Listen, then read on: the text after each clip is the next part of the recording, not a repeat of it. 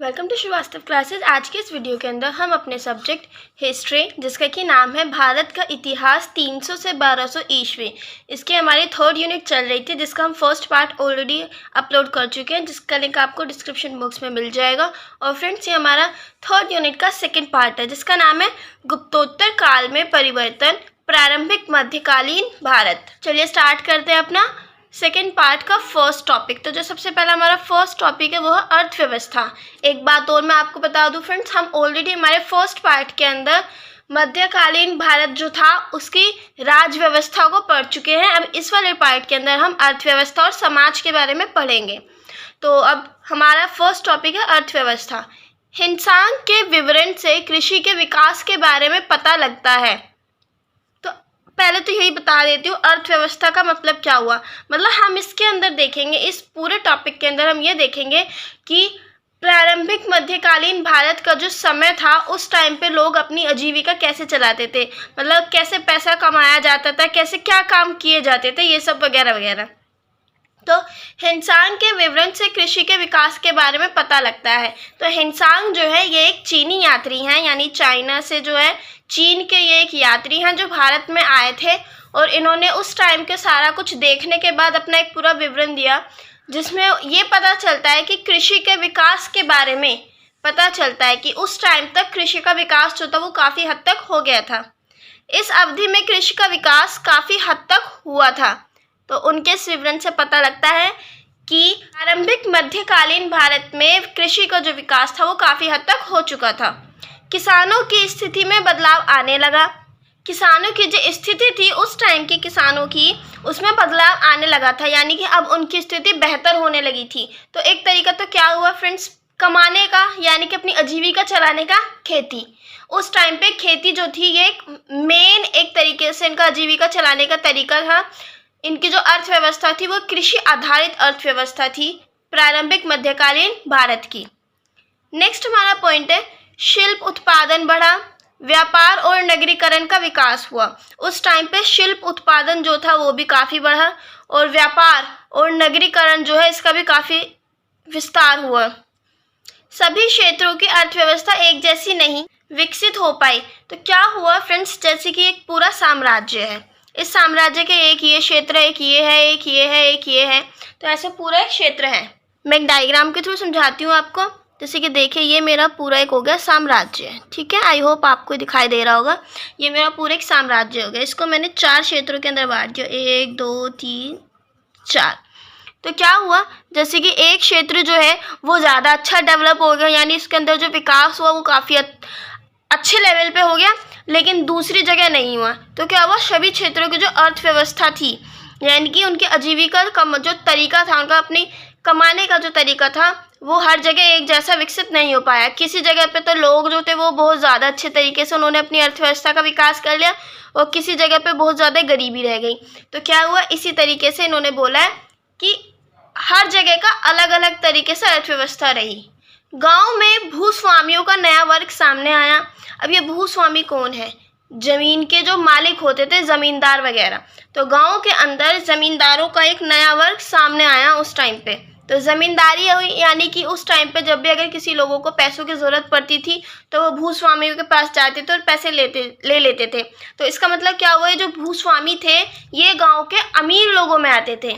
Next हमारा point है मध्यकालीन राजाओं ने ब्राह्मणों और मंदिरों को खूब भूमि अनुदान किया। तो भूमि अनुदान वर्ड जो है, सबसे पहले मैं आपको ये समझा देती हूँ। भूमि अनुदान का मतलब होता है भूमि का दान, यानी कि किसी को जमीन दान में देना, उसी को कहते हैं भूमि अनुदान। तो मध्यकालीन समय के जो राजा थे उन्होंने ब्राह्मणों और मंदिरों को बढ़ चढ़कर भूमि को जो है वो दान में दी उन्होंने। भूमि अनुदान से कृषि में बढ़ोतरी हुई। तो भूमि अनुदान से कृषि में कैसे बढ़ोतरी हुई, अब देखो, उन्होंने ब्राह्मणों को और मंदिरों में जो भी मंदिरों को संभालते थे उन लोगों को भूमि दान में देने लग गए। तो उन ब्राह्मणों ने और मंदिर के रखवालों ने क्या किया, उस भूमि पर कृषि करनी शुरू कर दी, या फिर दूसरे किसानों के थ्रू अपनी उस भूमि के कृषि कराते थे वो दूसरे किसानों से।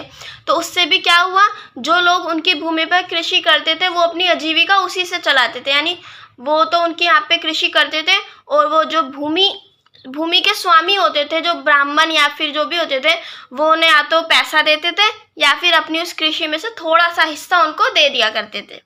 तो एक कमाने का तरीका ये भी था उस टाइम पे। मध्यकाल में किसानों को राजाओं की तरफ से पूरा प्रोत्साहन मिलता था।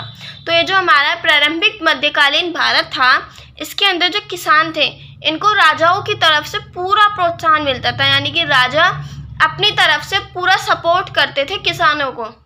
8वीं सदी में राजा ललिता दिव्य ने कश्मीर क्षेत्र में खेती को बढ़ावा देने के लिए पंचक्की का वितरण करवाया।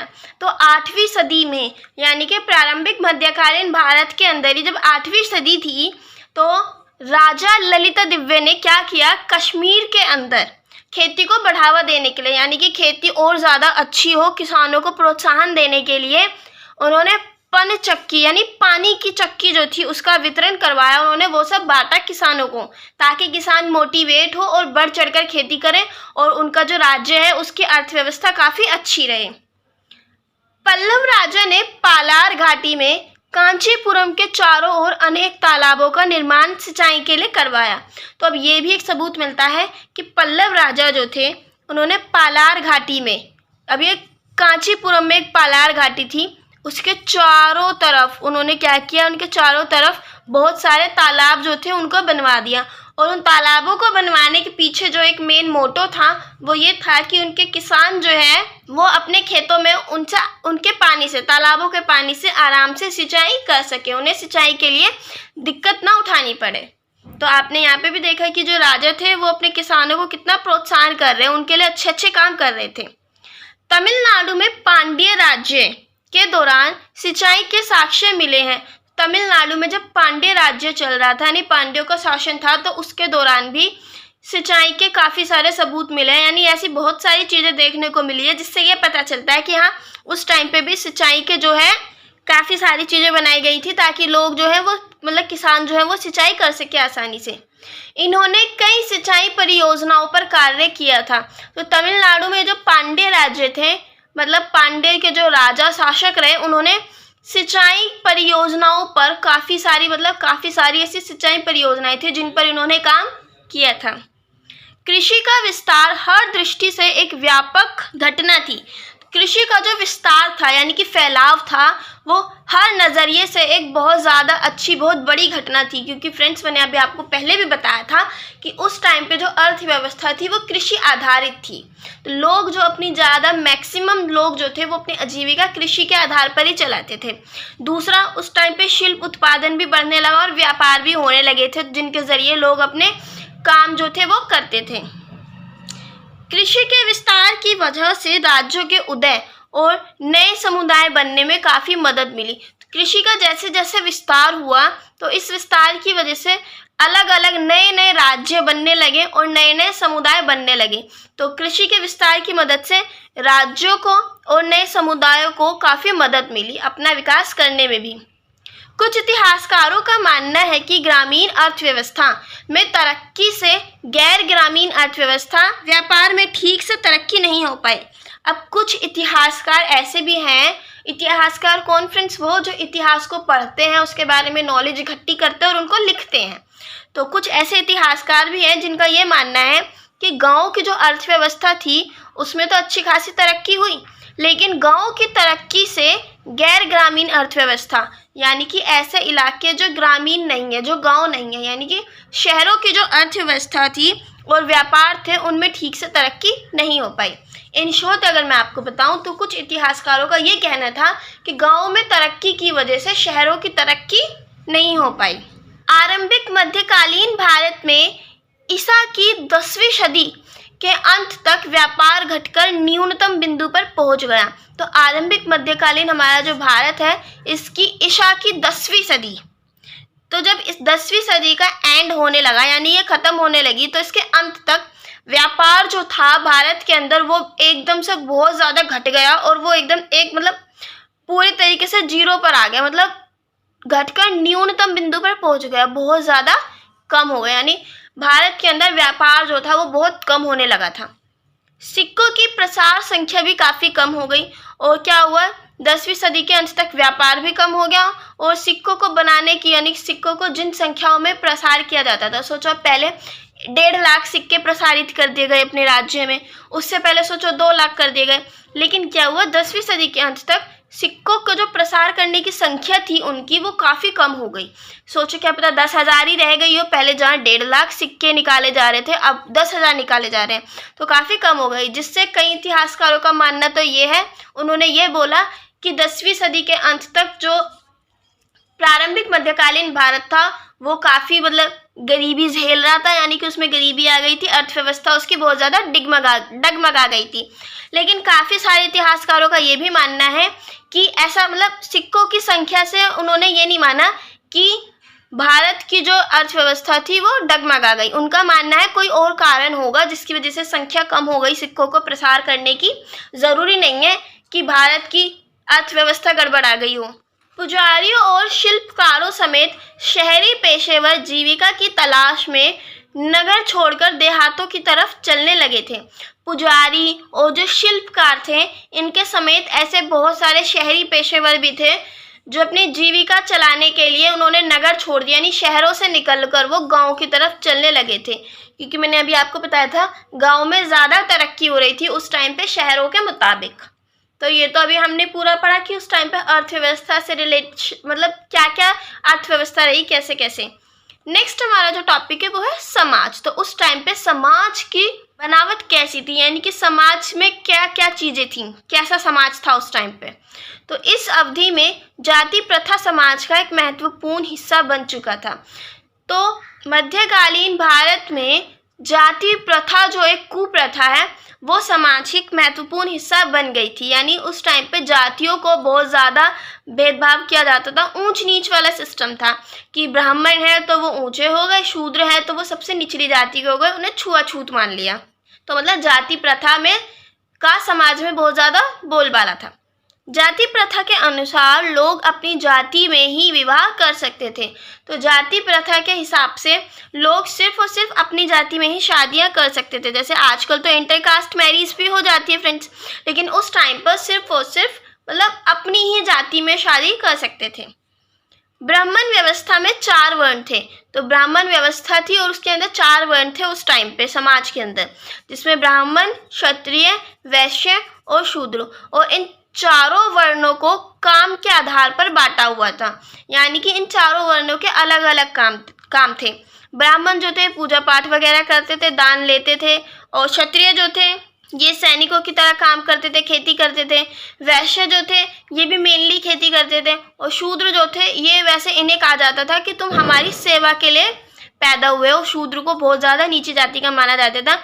जो भी गलत काम होते थे या फिर बहुत ज़्यादा छोटे काम होते थे वो शूद्रों से लिए जाते थे। समाज में विभिन्न कबीले भी रहते थे। तो इन वर्णों के अलावा समाज के अंदर अलग अलग कबीले भी रहते थे।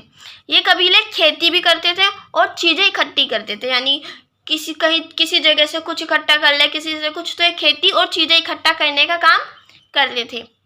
चीनी यात्री हेनसांग ने दक्षिणी आंध्र प्रदेश को बटमारों से पीड़ित आबादी वाला जंगली इलाका बताया। तो चीनी यात्री हेनसांग जो थे इन्होंने दक्षिणी आंध्र प्रदेश वाला जो जगह थी उसको बटमारों से पीड़ित वाली जगह बताया। आंध्र प्रदेश जो था एक जंगली इलाका था और इन्होंने कहा कि आंध्र प्रदेश का दक्षिणी हिस्सा बटमारों से भरा हुआ है। अब बटमार कौन?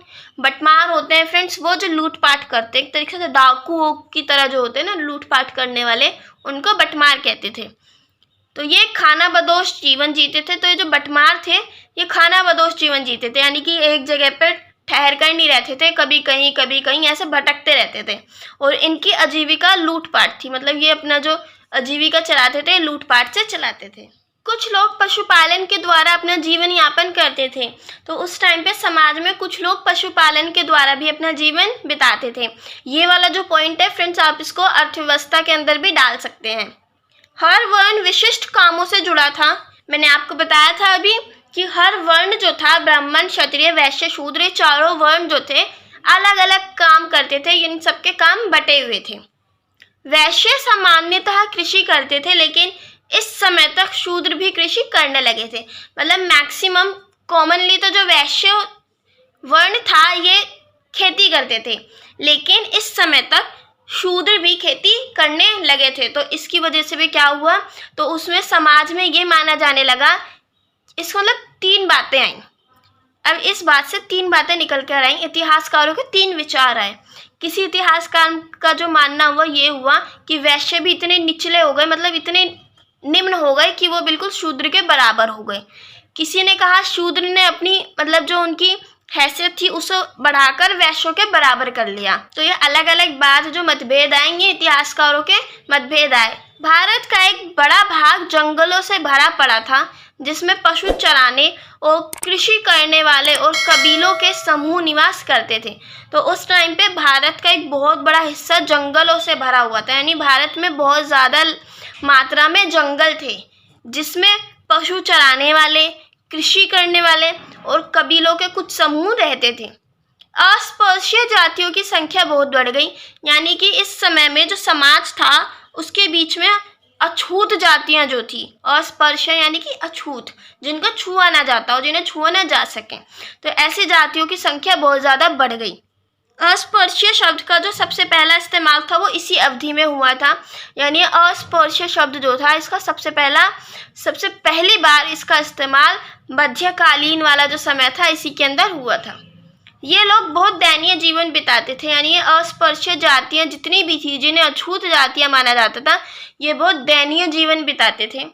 हिंसांग ने टिप्पणी की कसाईयों, मछुआरों, नटबाजीगरों, जल्लादों और सफाई कर्मचारियों के घर नगर के बाहर होते थे।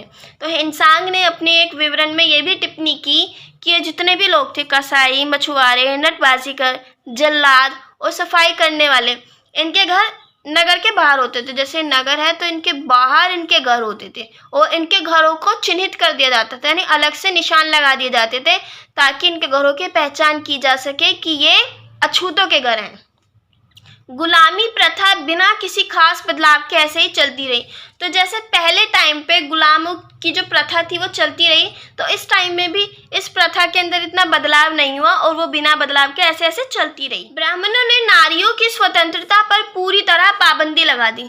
तो जो ब्राह्मण थे यानी उच्च जाति के जो लोग थे, उन्होंने अपनी अपनी महिलाओं, अपनी नारियों की स्वतंत्रता पर पूरी तरह पाबंदी लगा दी। उन्होंने नारियों का बाहर निकलना बंद कर दिया।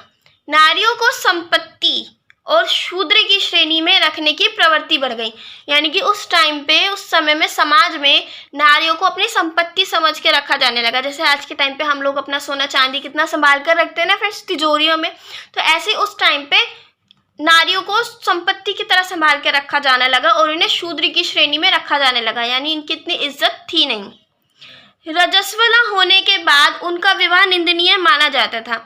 रजस्वला यानी कि पीरियड्स, मेंस्ट्रुएशन साइकिल्स जो होती है, तो पीरियड्स होने के बाद फीमेल्स को, यानी जो भी लड़कियां होती थी, ये माना जाने लगा कि अब इनकी शादी नहीं हो सकती, इनको निंदनीय माना जाने लगा।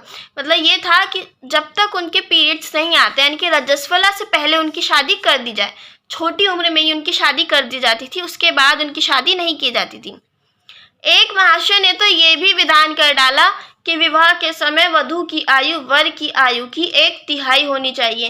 तो एक तो ऐसे भी महाशय निकले उस टाइम पे जिन्होंने ये बात कह डाली कि अगर लड़के लड़की की शादी करनी है तो लड़की की जो उम्र है वो लड़के की उम्र की 1/3 होनी चाहिए। यानी कि अगर लड़का 15 साल का है तो लड़की की उम्र इसकी 1/3 यानी कि 5 साल की होनी चाहिए। या फिर लड़का अगर हमारा 30 साल का है तो इसकी 1/3 10 साल होनी चाहिए। तो लड़के की कभी भी शादी हो, लड़की की उम्र हमेशा उससे 1/3 होनी चाहिए, ये बात कह डाली। विधवाओं के लिए जीवन जीना बहुत मुश्किल था। तो उस टाइम पे विधवाओं का जो जीवन था वो बहुत ज़्यादा दयनीय था। विधवाओं को बहुत सारे नियमों का पालन करना पड़ता था जीवन जीने के लिए। या फिर जो था, वरना सती प्रथा का जोर बहुत ज़्यादा चल रहा था। आरंभिक मध्यकाल में सती प्रथा ने जोर पकड़ लिया। उस टाइम पे क्या हुआ, अगर किसी भी नारी का पति मर जाता था तो उसको ये कहा जाता था कि अब तुम जो है अपने पति के साथ साथ सती हो जाओ, यानी कि उसकी चिता के ऊपर तुम भी बैठ जाओ और अपने आप को भी मार डालो। और अगर वो महिला जो थी, अगर अपने आप को सती ना बनाना चाहे तो, और अगर उसको विधवा जीवन जीना है तो उसके लिए उसको बहुत ऐसे टफ नियम उनके लिए बनाए हुए थे। महिलाओं को कुछ धार्मिक ग्रंथ पाठ सुनने और ईश्वर की पूजा की अनुमति थी। तो उस टाइम पे महिलाओं को कुछ धार्मिक ग्रंथ पढ़ने की, सुनने की और ईश्वर की पूजा करने की अनुमति दी हुई थी। विवाह के बाद नारी अपने गोत्र की पहचान और पितृ निर्धारण को नहीं खोती थी। यानी उस टाइम पे ऐसा था, शादी से पहले जो भी लड़की का गोत्र है, सोचो शादी से पहले मेरा जो भी गोत्र है तो शादी के बाद भी वही रहेगा। आजकल तो मतलब क्या होता है, अगर लड़की शादी से पहले सोचो शर्मा है वो, एंड उसकी जो शादी हुई है वो किसी कश्यप से हो गई, तो क्या होता है वो अपना ये सरनेम हटा के अपने हस्बैंड का सरनेम लगाती है कश्यप। लेकिन उस टाइम पे ऐसा नहीं था। उस टाइम पे शादी से पहले जो भी गोत्र है फीमेल का, वो उसी गोत्र को शादी के बाद भी कंटिन्यू कर सकती थी। तो आई होप आपको ये समझ आया होगा फ्रेंड्स। ये जो हमारा यूनिट 3 थी हिस्ट्री की, ये कंप्लीट हो गई है। अगर आपको इससे रिलेटेड कोई भी डाउट है तो आप बेझिझक मुझसे कमेंट बॉक्स में अपने डाउट क्लियर कर सकते हैं। और अगर आपको वीडियो पसंद आती है तो प्लीज़ लाइक कीजिए, सब्सक्राइब कीजिए, शेयर तो ज़रूर कीजिए। Thanks for watching.